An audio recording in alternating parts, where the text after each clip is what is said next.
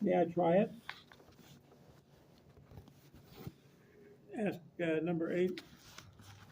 I don't recommend it, but if you insist, replied Nicole. She moved over to the door which divided the two halves of the space station. The door opened and number 8 stuck out one chemical. Nicole handed the cup of coffee to number 8. Be careful, it's hot. Number 8 took a small sip. Well, what's going to happen is, Well, you can go anywhere with this. yeah, Yes. number 8 likes coffee. Ah. So from then on, he's kind of hooked on coffee. And he realizes that it has a bit of a kick, the caffeine. But he likes coffee, and he gets kind of addicted to it. The humans cannot find any food that they like. It just makes them sick. So I think what's going to happen next is number 8 is going to shake hands with Nicole, and that'll be the first time that humans have actually touched an animal. Okay. But I'm okay. so she's going to comment on that. She'll say, "Well, I expected it to be kind of slimy, but it wasn't. It was actually quite soft and warm, and it wasn't slimy at all." And the alien will have similar results after touching a human, and then they'll carry on for a while, and eventually, the way I see it going is the aliens have engineered their DNA to such a point that they have no crime, they have no violence, and they fear that they are, because of their DNA, they might be become victims of a more aggressive species.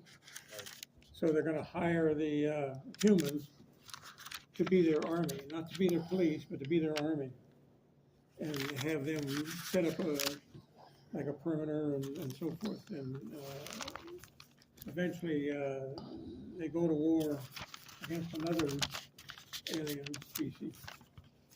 That's kind of where I'm seeing this going. You I'll have be some- waiting. Huh? I'll be waiting.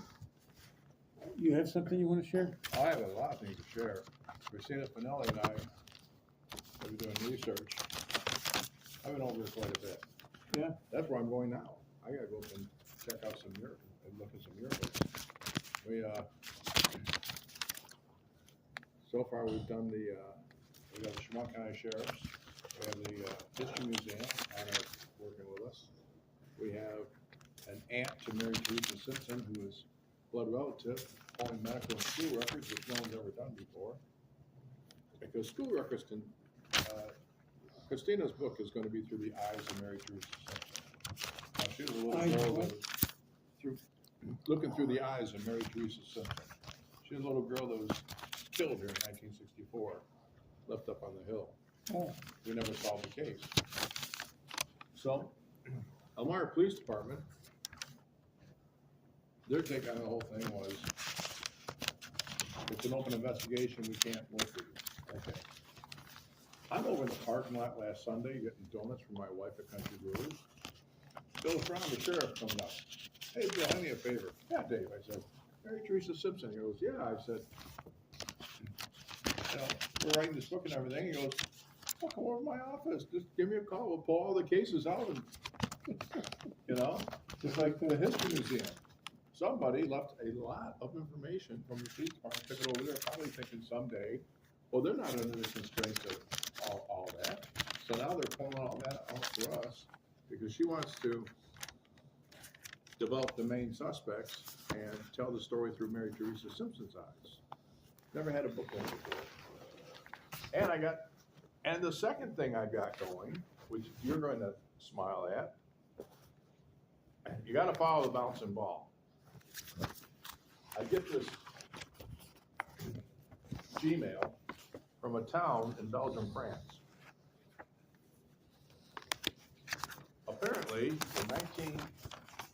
April 21st, 1944, a B-26 bomber from the 9th Bomb Group was shot down over their town. 2 weeks ago. But they did identify the crew, and one of them was a boy from Elmira. He enlisted in 1942, and flew quite a few missions.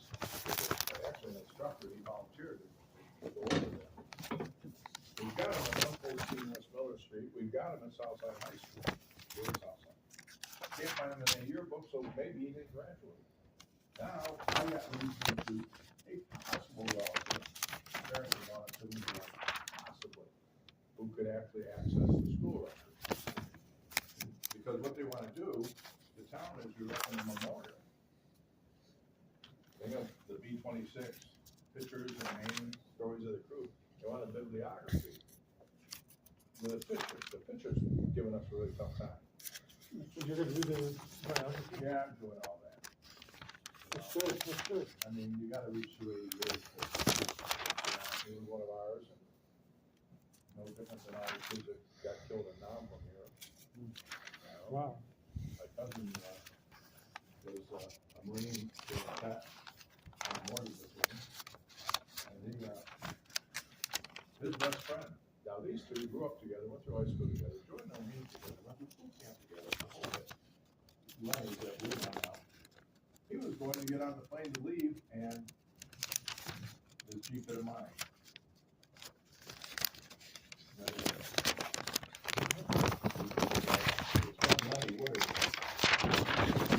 He and Mickey still had a little bit of time left. Lenny was going to Saigon, get on the plane and come home, and the Jeep hit a mine. They probably had. Jeep hit a mine. Yeah. Killed him. They probably hadn't been there like a few hours ago. You know, they were sweeping those roads pretty well. It's just the way, you know. So I figured, listen, this 21-year-old, he was the tail gunner, radio man tail gunner. He's in the back. He's a kid. He's got no control, and he rolled those things all the way in. They were too loaded. I think it said an 88 millimeter. Got him. He wasn't even that big. So I figured, oh, well, I'm retired. I'm alive. And I've got WETM interested in following it and doing a special when they do it.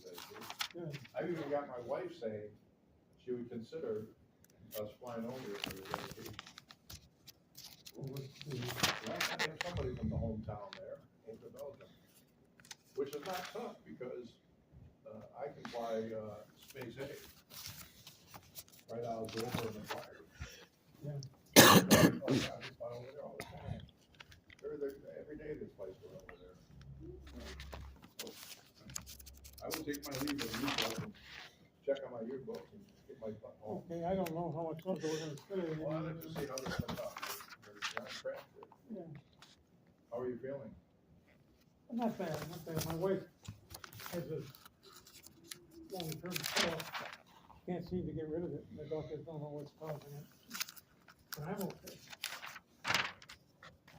Well, you're all right, and she's doing okay. Other than that, I'm okay. What's your feeling? Oh, you know, when they put on the play at the Thomas Center, the Addams Family, and those actors don't show up, I got some fill-ins. You know, I really do. They all do Alice Shamong, they do just fine on the stage. And they don't even have to read the lines, just let them go ahead and act like they always do. You can have it, Yeah. okay. How did you do it?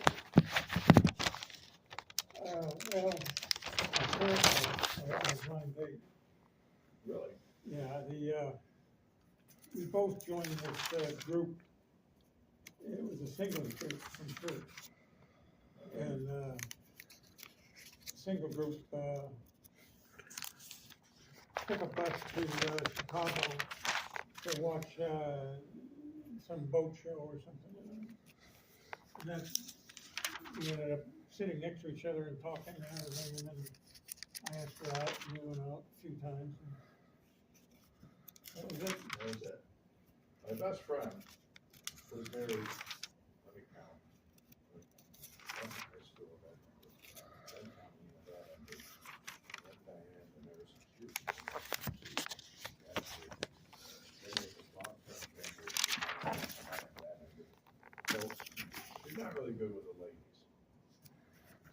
up in Elmira Heights, and he's on this dating site at his age, and he actually connects to some girl.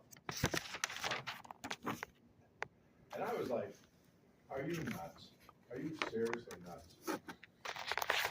They were one block from each other, didn't know each other. She worked up at the school, and now they've been together 11 years and they just got married.